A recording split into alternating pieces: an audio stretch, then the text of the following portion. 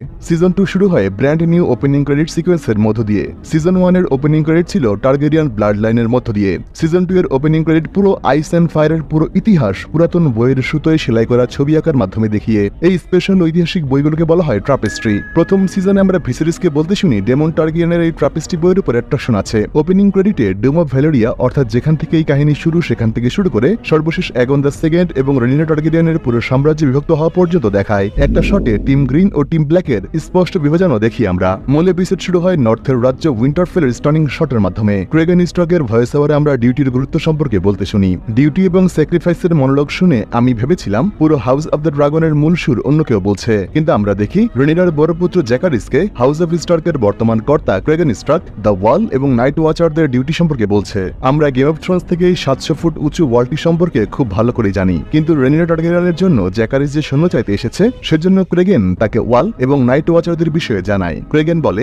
নর্থের প্রতি 10 জনের একজন ওয়ালে আজীবনের জন্য ডিউটি করে। একটা ব্যাগে কতগুলো সাদা বল আর একটা কালো বল থাকে।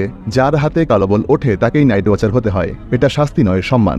জ্যাকারিসকে ক্রেগেন জানায় কিং জেহারিস তার ড্রাগন নিয়ে এই ওয়ালে দাঁড়িয়েছিল, কিন্তু অতিকায় সেই ড্রাগনও ওয়াল পার হতে চায়নি। কারণটা আমরা জানি, নর্থের হোয়াইট ওয়াকারদের জন্য।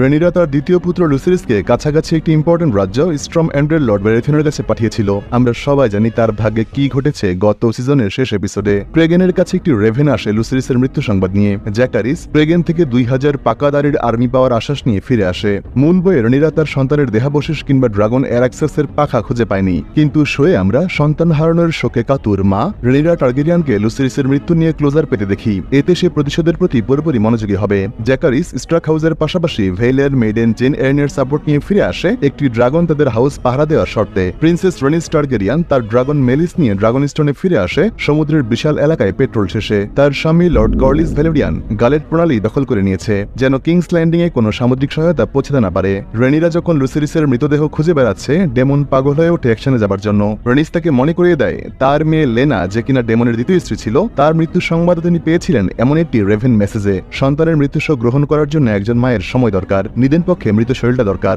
ডেমনের আদেশ মেনে তিনি আক্রমণে যেতেন যদি ডেমন কিং হতো। পরের একটা সিনে আমরা অ্যাগন দ্য সেকেন্ডকে দেখি হিউ হ্যামার নামে একজন কামারকে অস্ত্র তৈরির জন্য পুরো টাকা আগে পেড করবে এমন প্রমিস করতে। অ্যাগন এটা জানেই না সমুদ্র যোগাযোগ ব্লক থাকায় দ্রুতই কিংস ল্যান্ডিং এ কপার ফুরিয়ে আসবে। অ্যাগন যুদ্ধের মুখে দাঁড়িয়েও খুব সিরিয়াস নয়। সে তার বড় সন্তান জেহারিস দ্য সেকেন্ডের উত্তরাধিকার নিয়ে চিন্তিত। রাতের বেলা আয়রন থ্রোনে জাদুকরদের নিয়ে মদ্যপানে ব্যস্ত। তাকে কথায় কথায় তার নানা ও hand of the king Otto Hightower ভুল ধরিয়ে দেয়। এদিকে ডেমনকে আমরা প্রতিশোধ ও যুদ্ধের নেশায় সবাইকে অবিশ্বাস করতে দেখি। ডেমন রেনিসকে বলে সুযোগ থাকতে সে কেন অ্যাগন ও অ্যালিসেন্টকে হত্যা করেনি। অন্যদিকে যে তার এরিক নিজের যমজ ভাইকে ছেড়ে ভিসেরিসের ক্রাউন নিয়ে রেনিরার কাছে এসেছে, তাকেও সে ওপেনলি মিসট্রাস্ট করে। এদিকে সমুদ্রে জায়গা দখল করতে গিয়ে লর্ড কর্লিস ভ্যালেরিয়ান ও তার মূল জাহাজ দুটোই বেশ ক্ষতিগ্রস্ত হয়েছে। এখানে আমরা দেখা পাই অ্যালান অফ হালের, যে কিনা লর্ড কর্লিসের জীবন বাঁচিয়েছে। এখানে আমরা দেখি লুসিরিসের জন্য কমিশন করা ছোড়াটা এসে পৌঁছেছে। আমরা জানি লর্ড কর্লিস লুসিরিসকে তার উত্তরাধিকার বানিয়েছিলেন। অ্যালান অফ হালকে জাস্ট ইন্ট্রোডিউস করা হলো। তার ইম্পর্টেন্স আমরা এখন না বুঝলেও পরবর্তী এপিসোডে জানবো। আমি আপনাদের এখন স্পয়লার দিব না।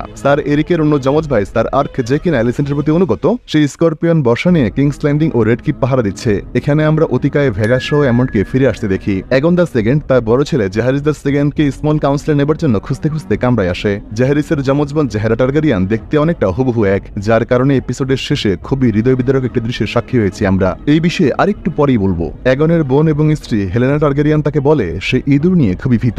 কথাটি ইমিডিয়েটলি খুব অড মনে হয় বটে, কিন্তু হেলেনা এই টাইপের অদ্ভুতের কথা বলে আগামীতে কি ঘটবে তার ফোরশ্যাডোয়িং আগেও করেছে। গত সিজনে এমন যে একটা চোখ হারাবে সেটা হেলেনা আগেই বলেছিল। হেলেনা আগের সিজনে ব্ল্যাক ও গ্রিন টিমের লড়াই প্রেডিক্ট করেছে।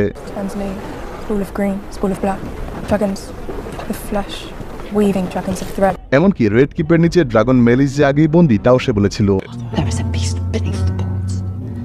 এখানে ড্রাগন নয়, ইঁদুরকে ভয় পাওয়ার কথা বলে সে আপকামিং ব্লাড এন্ড চিজের ঘটনা বলে অনুমান করছিল, যারা র্যাট ক্যাচার বা ইঁদুর ধরার বাহানায় তার সন্তানকে মারতে আসবে। আমরা পুরো এপিসোড জুড়ে রেড কিপের নানা স্থানে ইঁদুর এবং র্যাট ক্যাচার চিজকে দেখেছি। এদিকে ডিসগাস্টিং লর্ড ল্যারিসের ফুড ফেটিশ মিটারের পাশাপাশি অ্যালিসেন্ট এখন স্যার ক্রিস্টেন কোলের যৌনসঙ্গী। ক্রিস্টেন কোল যে এই টাইপের খেলোয়াড় হবে কে জানতো। প্রথম সিজনে টিনেজার রেনিরাকে এবং এই সিজনে রীতিমতো পূর্ণ যৌবনা কুইন অ্যালিসেন্টের সাথে সব রকম পোজে কোলকে দেখেছি আমরা।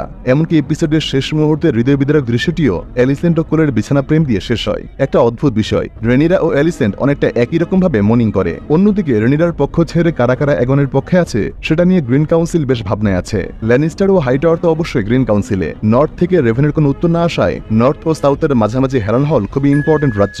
ডেমন অলরেডি এখানে যেতে চায় তার ড্রাগন নিয়ে, কিন্তু হ্যারানহলের লর্ড হলো ফুট ফেটিশ লর্ড ল্যারিসের চাচা। লর্ড ল্যারিস নানা ফাঁদে এলিসেন্টকে প্রাসাদের ভিতরে চাপে রেখেছে। সে সম্ভবত জানে এলিসেন্ট যে ক্রিস্টেন কোলের সাথে হুকআপ করছে। ল্যারিস নানা অজুহাতে রেড কিপের আগের সব হ্যান্ডমেইডেনকে মেরে ফেলে, নিজের বিশ্বস্ত গৃহ পরিচারিকাদের দিয়ে এলিসেন্টের চারপাশে ঘিরে ফেলে। এলিসেন্ট এতে এতই অস্বস্তি বোধ করে যে তাকে গোসল করানোর সময় সে সবাইকে চলে যেতে নির্দেশ দিয়ে একাই গোসল করে। আমরা অ্যাগন দ্য সেকেন্ডকে তার প্রজাদের জন্য ভালো কিছু করার মানসিকতায় দেখলেও যুদ্ধের সময়কার স্ট্র্যাটেজি সে বোঝে না। অটো এবং এলিসেন্ট দুজনেই অ্যাগনকে সবার সামনে রাজার সিংহাসনে বসালেও তাকে গ্রিন টিমের জন্য কিভাবে কন্ট্রোল করবে তা নিয়ে পরিকল্পনা করে। কিন্তু এলিসেন্ট নিজেও তার বাবার প্রতি বিরক্ত, কারণ অটো স্মল কাউন্সিলে নিজের মেয়েকে ডমিনেট করতে চায়। এদিকে কিং অ্যাগনকে নিয়ন্ত্রণ করার তালিকায় ল্যারিসও এগিয়ে যায়। সে বলে তার নানা তার বাবা কিং ভিসিরিসের হ্যান্ড ছিল, তার জন্য ভিন্ন হ্যান্ড দরকার। যেটা আমরা ট্রেলারই দেখেছি, অটোকে পরিবর্তন করে ক্রিস্টেন কোল অ্যাগনের হ্যান্ড হবে। লর্ড কর্লিসের জাহাজের প্রহরীরা লেডি মাইসেরিয়াকে পালানোর সময় গ্রেপ্তার করে। লেডি মাইসেরিয়া প্রথম সিজনে ডেমনের রক্ষিতা ছিল। সে এখন একজন পাক্কা গুপ্তচর। পুরো কিংস ল্যান্ডিং জুড়ে মাইসেরিয়ার অসংখ্য সহযোগী ও পরিচিত আছে, যারা টাকার বিনিময়ে যা ইচ্ছে তাই করতে পারে। মাইসেরিয়া মূলত অটো হাইটাওয়ারের সাথে কাজ করত, কিন্তু ডেমনের হাতে ধরা পড়ার পর এই মাইসেরিয়ার মাধ্যমেই ব্লাড এন্ড টিজকে প্রতিশোধ নিতে রেড কিপে পাঠায় ডেমন। লুসিরিসের মৃতদেহ পাবার পর রেনিরা ফিরে এসে পুরো এপিসোডের একমাত্র ডায়লগটি বলে,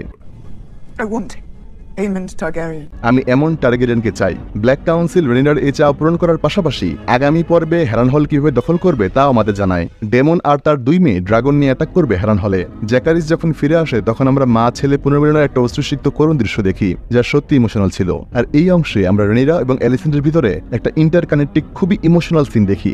রেনিরার পুরো পরিবার লুসিরিসের কাপড় এবং অন্যান্য জিনিসপত্র চিতায় পোড়াচ্ছে। এদিকে রেড কিপের নিচে মৃতদের উদ্দেশ্যে শ্রদ্ধা জানাতে আসে এলিসেন্ট, যেখানে ছোটবেলায় 2 বান্ধবী একসাথে প্রার্থনা করত। এলিসেন্ট প্রথমে তার মা এলারি ফ্লোরেন্ট, তারপর তার স্বামী কিং ভিসিরিস এবং সবশেষে তার বান্ধবী এবং সৎকন্যা রেনিরার ছোট ছেলে লুসিরিস ভ্যালেরিয়ান, যাকে তার ছেলে অ্যামোড মেরেছে, তার উদ্দেশ্যে একটি মোম জ্বালায়। একই সাথে লুসিরিসের চিতাও জ্বলে, যা আমাদের বলে দেয় এলিসেন্টের মনে রেনিরার জন্য এখনো ভালোবাসা আছে, যেটা অ্যামন্ডও জানে, এবং এই কারণে সে তার মাকে ঘৃণা করে।